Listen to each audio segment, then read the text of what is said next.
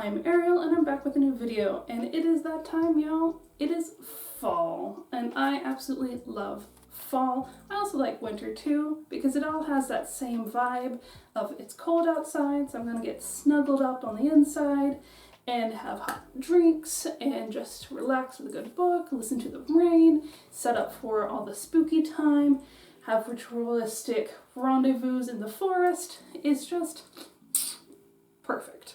And I have a ton of projects in mind for this season and I cannot wait to get started on them. I'm so excited. I have so many projects in mind. I've been stockpiling Halloween fabrics for like the last 2-3 years because every time that the holiday's over, it always goes on extreme sale and it's just so gosh darn cute. How can you not want a dress made of little bats? I mean, come on. Or moons, or little pumpkins. I love Halloween fabric. They're just so cute. I would have more Christmas outfits if Christmas fabric was cute, but it's all blah in my opinion. But Halloween fabric, oh, it just speaks to my soul, which means I have to get it. I'm going to admit I was a little bit naughty on this project. I did actually buy this fabric new because I went shopping at Joanns with a friend and had the made the unfortunate mistake of going down the fabric aisle. I was at Joanns and they have all of their cute Halloween fabrics out. So I ended up buying too much. But that's going to result in this project, which is going to be this adorable McCalls 5731, originally printed in 1960. I just absolutely love the little puff sleeves. I think those are so cute. It actually has a built-in petticoat as well, but I won't be doing that because I don't have any plain black cotton. And I've already spent a pretty penny getting the fabric, which is this retro black cat on a teal background. Oh, it's so cute! It's just so retro and vintage inspired. I absolutely love it. And I cannot wait to have a dress made out of this, so let us begin. Alright, so here is the mock-up. It is obviously too small. I took it up about 2 sizes. I think it needs maybe, probably has 2 more sizes to be honest. It does need a little more space in the boobage, and as far as like sleeve goes, I rather like it. So I think I'm gonna leave this way. Maybe I'll try letting out these darts a little bit to give myself some more space. I think this one needs to be lowered, maybe down to there.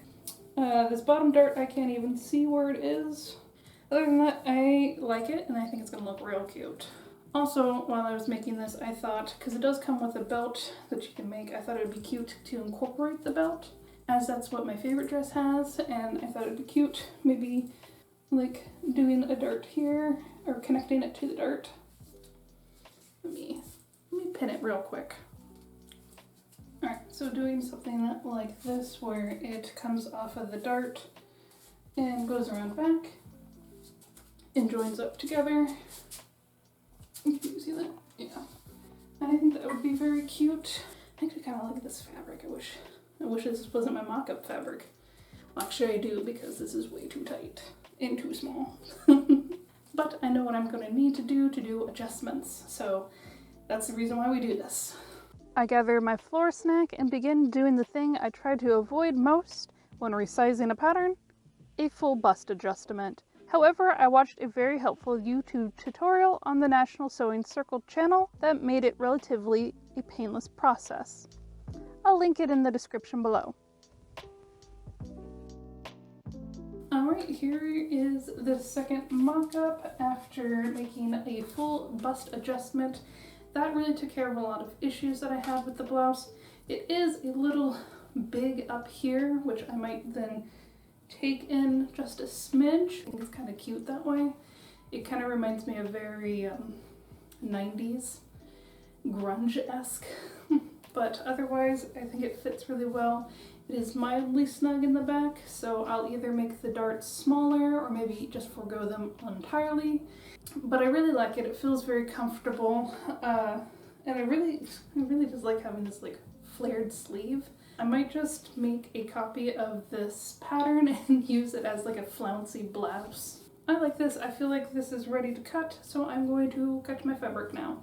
I ended up being 4 inches short on one of the skirt panels, so I cut that 4-inch overhang off and used it as a template to cut 2 more strips of 4 inches wide. These will be joined together so I can add it to the skirt and make it longer. I also cut several 2-inch strips from this black velvet remnant as well to create an accent stripe that will join the extension to the skirt. I also cut 2 pocket linings from this leftover black silk. With everything cut, I can jump into the sewing. I began by sewing the darts up. I left the back darts in, but made them slightly thinner to add more roominess in the waist. Next, I joined the shoulder seams together, then serged the raw edges. I sew the side seams, then give it a quick try on.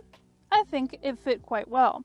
I still really like the floaty sleeves, but I want to make the sleeves as the pattern intended, so I'll add the sleeve cuffs next. For the sleeve cuffs, I join the strips, then I serge finish both sides, and then top stitch the seam down before ironing a double folded hem along one side. I top stitch that in orange thread, then join it to the sleeve with about a 1/4 inch overhang. I tack that overhang down with even more orange top stitching, leaving room to squeeze a wee elastic band in there. The width of the elastic is determined by the width of my sweet guns. To finish out the neckline, I tested out the idea of putting a black bias binding on it, and I really liked it, so I ironed out some double folded tape. And then I sewed it to the front of the fabric, then top stitched the seam flat with orange thread. I move on to the belt. I'm not sure how long these should be, so if these look a bit long, that's because they are. I will be cutting them down later. For now, I join, serge, and pull them right sides out to be ironed flat and mostly forgotten until later.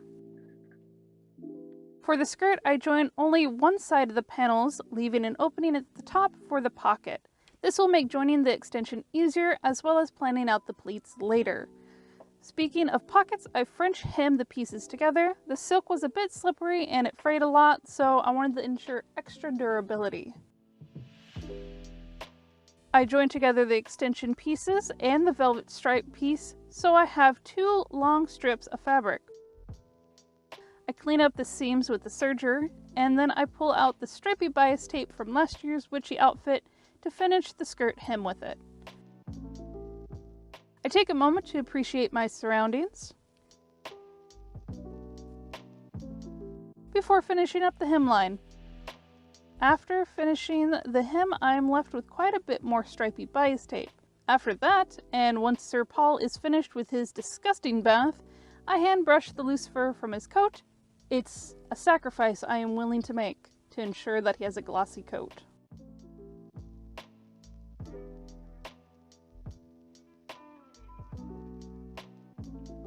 I finished the hem here by folding and ironing the bias tape down, then top stitching it with orange thread. Next is to attach the velvet strip. It occurs to me that the velvet strip is very stretchy in all directions, and I fear that it will sag from the weight of the extension, so I dug through my ribbons and found this poly cotton that has no stretch, as you can see, thanks to Sir Paul's help. It also happens to be the perfect size for the velvet strip to fit in between the wire casings. I start by pinning down one side with the unhelpful assistance of Sir Paul supervising. Of course, I realize at the end that I don't have enough ribbon, but we'll worry about that when we get there. That is a future aerial problem. I zigzag stitch the velvet down, making sure to avoid stitching into the ribbon's wire sleeve. Then on the other side, I gently pull the velvet straight and zigzag stitch it down. I work the fabric slowly to avoid puckering, folding, and sewing that dang wire. Now that it's later, I address the overhang. I found this cotton material, it doesn't have a lot of stretch to it, so I'm going to use it to extend the ribbon. I snip the wire out of the way and then sew them together. Then I repeat the same steps, sewing the velvet to the scrap piece.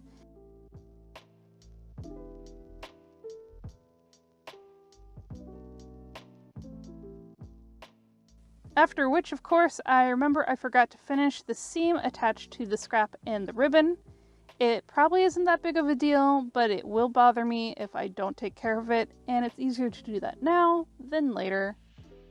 Once that's taken care of, I sew the strip to the main skirt and then use the serger to finish all the layers and cut off the wire casing from the ribbon.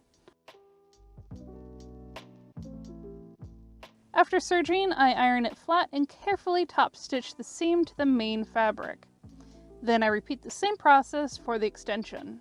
Despite being a bias tape binding babe, I do love how nice and clean the serged edge looks. Now I have an ugly patchwork on the back, but a pretty velvet party on the front. I totally did not entirely forget about the belt and had to throw it in at last minute. I intended to make this difficult. After sorting through buttons, I found a neat triangular one that I think complements the diamonds on the print just fine, because diamonds, after all, are just two triangles kissing. I measured the width of the blouse edge. This will be how wide my skirt has to be, and I split that into two because my skirt is in two. I did about 2 inches. That is folded over 1 inch. I pinned these out in the front and the back sections individually. Then I basted the pleats in place before joining the top to the bottom and adding the zipper. I think it is time for the reveal.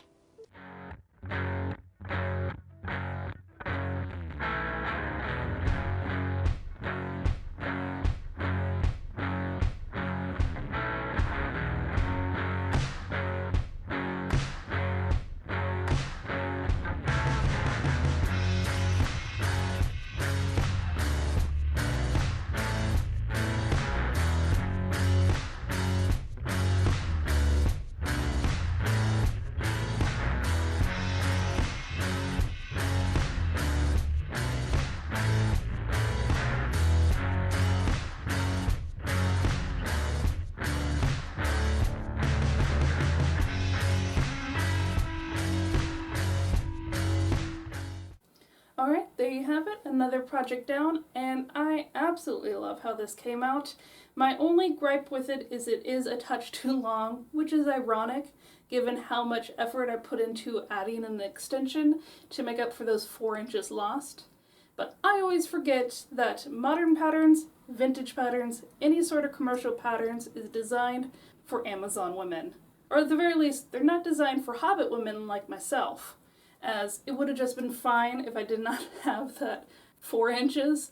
So with that being said, I will probably go back and cut off another 4 to 5 inches on the skirt, but I will not be cutting off that stripe, not only because it took me a long time to get it on there, but also I just like it aesthetically. I think it looks really nice. I'll probably take the inches off from above the stripe and then do like a little bias tape strip around it to hide the seam, so then I'll have 2 stripes. I don't have time to do that now because I'm trying to get a video out every week, but you'll probably be able to see that at the end of the year when I do my yearly wrap-up, because I'm definitely going to do it before the year is out. And then as far as these sleeves go, I definitely don't dislike them. I just don't know if I like them more than having the flouncy sleeve.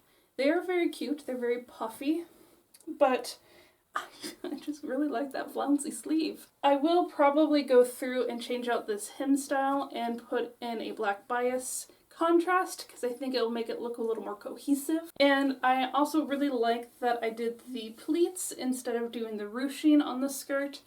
I am not a big ruche kind of person around the waist because I feel like it's very highlighting of my stomach, and I don't like that. I'd rather have things be a little more flat, and that's why I did pleats instead of ruching, and I personally thought they came out really well. They came out really well, if I do say so myself. As far as grade goes, I'm gonna say an F.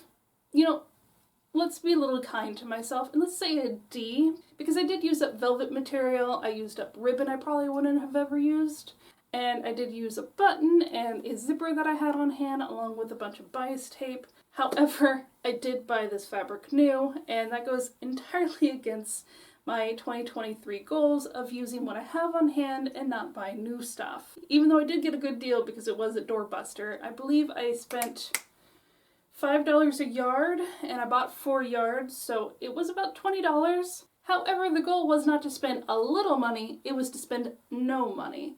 So this is not a passing grade on this project, but I still love this.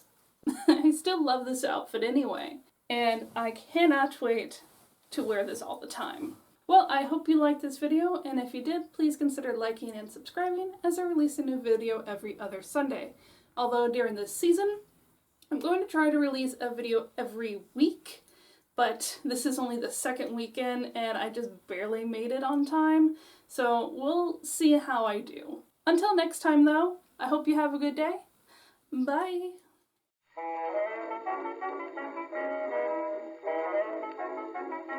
I might, so hopefully you like the spooky stuff because it's going to be happening all month long, next month, and hopefully the month after. So this, you are now getting so nervous. I've got several projects in mind, and the first one up is going to be, I didn't even look to see what it was that I was making. Oh, I didn't even see when this was made. Oh, look at that, it's got its own copyright on it. How easy for me. I love Halloween fabrics. Let's do that one more time. After finishing the hem, I'm left with quite a bit more stripy bodice. Oh my god. After finishing the hem, I'm left with quite a bit more stripy bodice tape.